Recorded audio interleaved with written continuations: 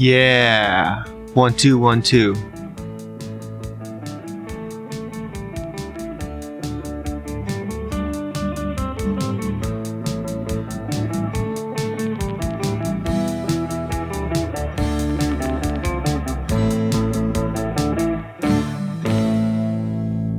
You know what comes after 2? 3 4. And after that, 5 6 7 8 9 10. And after that, a bunch of other numbers. Thanks again for listening to Mouth Dancing with your host Young. This is episode number 103. 103. It's a big number. And a lot of episodes for you to listen to. You know, you can always go back to the old ones and listen to those and enjoy those as well. You don't have to just listen to the latest one. It's not how podcasts work. You know, it's like a book. You know, you got a book on your shelf.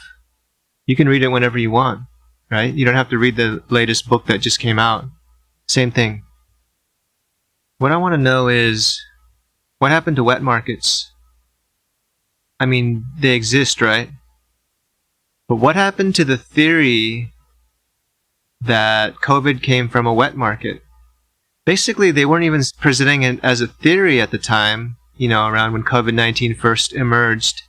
They basically presented it as a fact. They said, oh yeah, it must have come from a wet market somewhere in Wuhan, China. That's where it originated. Might have come from bats or some other animal like, what are those things, civet cats or, I don't know, armadillos or something? I'm not sure what.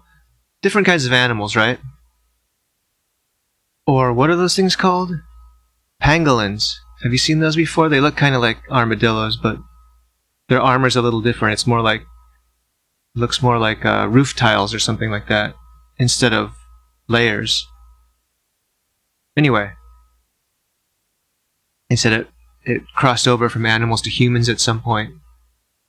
And this was how the news presented the whole COVID-19 situation for a long time. Up until very recently, in fact. So the last 3 years, everyone said, oh, it came from Chinese people eating bats or something. And people, you know, were saying racist things like, oh, it's because Chinese people, they just eat everything, man. They're so filthy. They spread disease. But lately, what's the latest theory? Have you heard this? You heard it even from people like Mike Pompeo, former director of the CIA. He still works in the government now. I'm not sure exactly what he does, but he said it came from a lab leak, and we can blame it on China, basically. It leaked from China. Well, it's still from China, is what they're saying. Couldn't have possibly leaked from a lab in the US, right? I mean, that's just not possible. So, it probably came from a lab leak in China, is what they're saying. That's the latest theory. And once again, they're presenting it as a fact, without having proven it. So you had these last 3 years, people being pissed off at China, at Chinese people, and just anyone who looks even remotely Chinese, just Asian people in general. People are like, oh, those filthy bat-eating Asians spreading COVID around, causing diseases all over the world. It's their fault. A lot of people said this, and I know a lot of people thought it. Don't lie. Don't lie. I know for a fucking fact that a lot of people were thinking this. And they were pissed about it, because Asians were getting hate crimed, attacked, called racial slurs, being told to go back to China, being called, you know, just diseased freaks with COVID spreaders.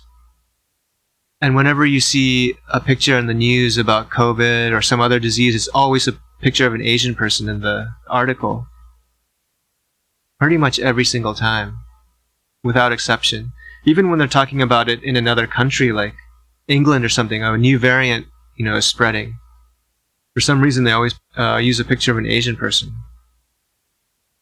But yeah, so this idea of where it came from, who it's associated with, it's just, the damage has been done. It's just imprinted in people's minds that it's Asians. Asians did it. But now they're saying maybe it's from a lab leak.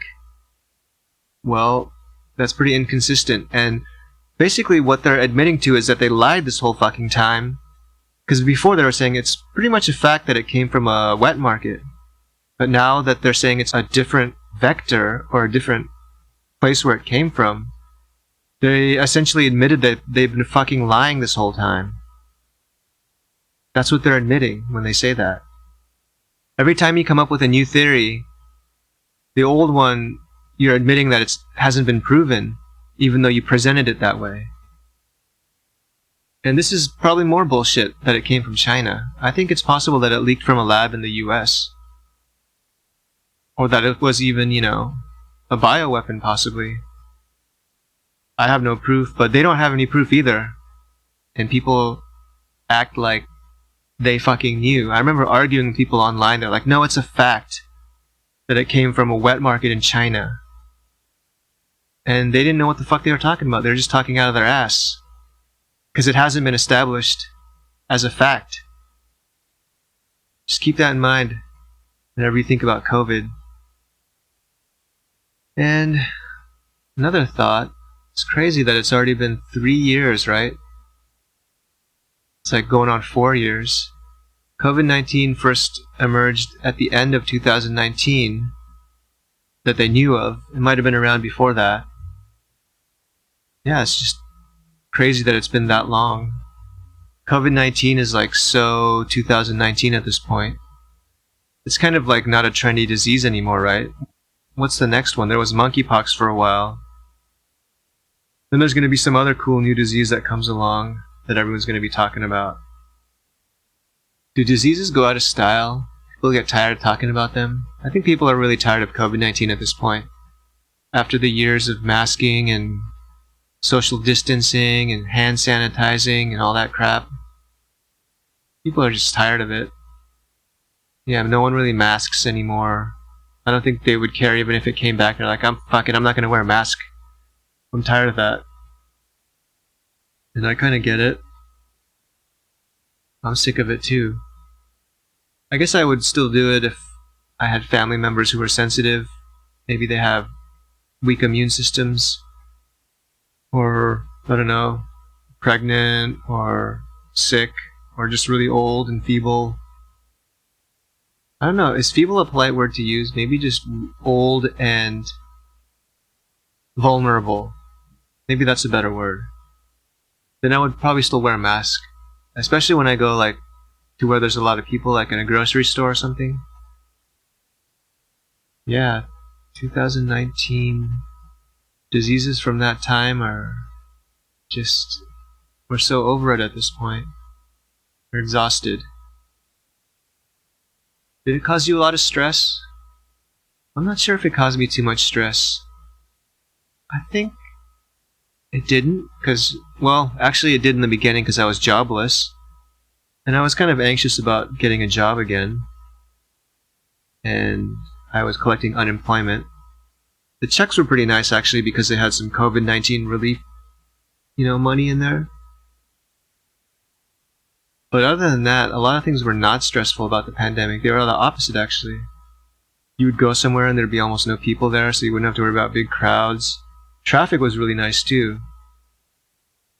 Pretty much any time of the day you could just drive somewhere and not worry about traffic jams from rush hour and stuff like that. Yeah, that was really nice. Got to skate a lot too. I think it was kind of stressful worrying about getting COVID though. Not wanting to infect myself or anyone around me. And some of my family members actually caught it. I don't think I ever got it as far as I know. And no one in my immediate family did either. My wife or my dog. Remember they said dogs can catch it at some point, and even cats. Is that true? I still haven't heard of anyone that I know whose dog or cat got it. Sounds kind of weird. How would you even know? Would your dog or cat be like, I can't taste anything or I can't smell anything? It wouldn't be interested in its dog food and cat food? Or it would just be coughing and stuff? That's kind of a weird one to think about. But yeah, I think we're over that hump now of COVID-19. It's kind of in the rearview mirror, right? I mean, it's still affecting people and people are still getting sick and dying from it, but I think the main surge of it is gone and we're past it. And lastly, I wanted to talk about bananas. I posted a picture up in the video of this episode of the way this Korean store packaged bananas from ripest to least ripe. So it goes from really green and then gradually to more yellow. So you eat it in order from yellow to the least ripe. So by the time you get to the green ones, they're ripe at that point. It's a pretty genius idea, right? But yeah, it just goes to show that bananas, they rot so quickly. Is that something that to do with like tropical fruits in general? They just rot really quickly? Like avocados? I've heard people say that some people age like tropical fruits, right? When they're ripe and at their peak, they look amazing. Just perfect color, smell, taste, appearance, firmness. But as soon as they start rotting, they just turn to absolute crap, like almost immediately. Like their peak is very, very high and early, but it completely falls off a cliff after that. Yeah, that's like what tropical fruits are like, right? You gotta eat those suckers when they're fresh. Some people like kind of rotten bananas. They say they're good for banana bread. And supposedly the kind of rotten bananas have extra nutrients or something, or antioxidants. I'm not sure. But these are the days of our lives, are they not? And bananas are kind of symbolic of that. I guess we don't age like bananas necessarily, but in some ways we do.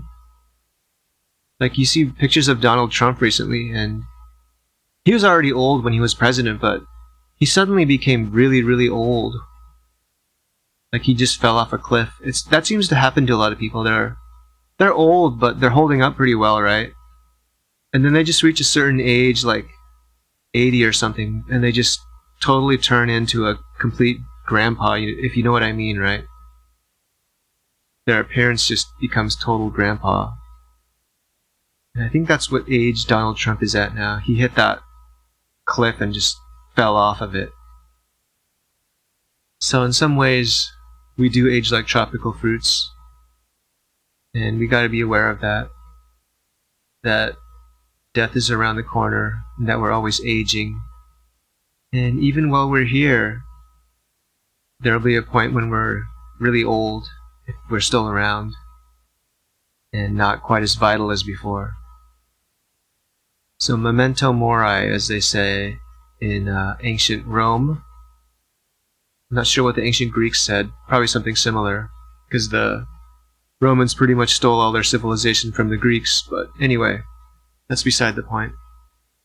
Just want everyone to keep that in mind. I'm sure every culture has a similar saying. And yeah, with that message, I would like to end this episode. See you next time. Bye.